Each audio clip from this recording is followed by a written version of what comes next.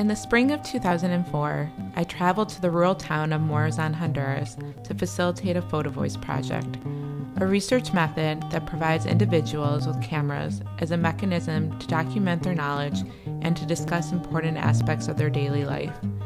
I went to Morazan to observe gender and geographically defined groups in the community use environmental resources in similar ways and experience similar environmental burdens, and if these commonalities can be used to build solidarity within and between groups and to act as an impetus for collective action.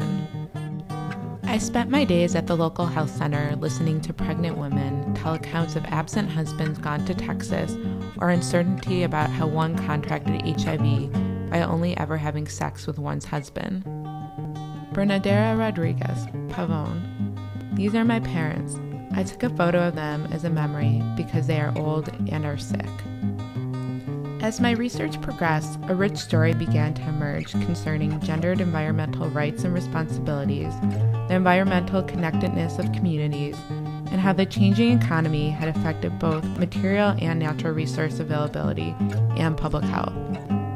Dr. Lilio Arteres Ranos, ACPH. This reflects the difficult conditions of poverty in this zone.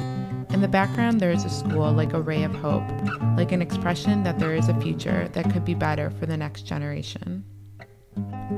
Although these stories were specific to local community members, they represented pieces of a larger narrative about shifting identities resulting from globalization-induced transformations, such as the mass migration of men and the influx of manufacturing jobs for women in the area. Maria Rosa Deras, Pavon. It is important because by working, we have food for the family in order to live. It is the only thing that we have.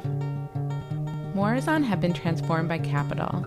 However, the story of globalization and its effect on space would not be completely obvious just by looking at the unpaved main street, lined with variety shops filled with dusty odds and ends, 2 internet cafes that lose service whenever it rains, banks, and a gas station that marks the midpoint of the street. Novia Leticia Pineda Callis, Morazan.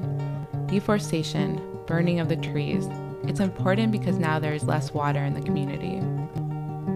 It was through the photographs that I began to understand that it was in these stories of everyday life, the everyday practices of people, where one could begin to recognize how globalization was, in fact, being reproduced at the local level, and how struggles on a global scale strengthen the struggles against power relations in everyday life and vice versa.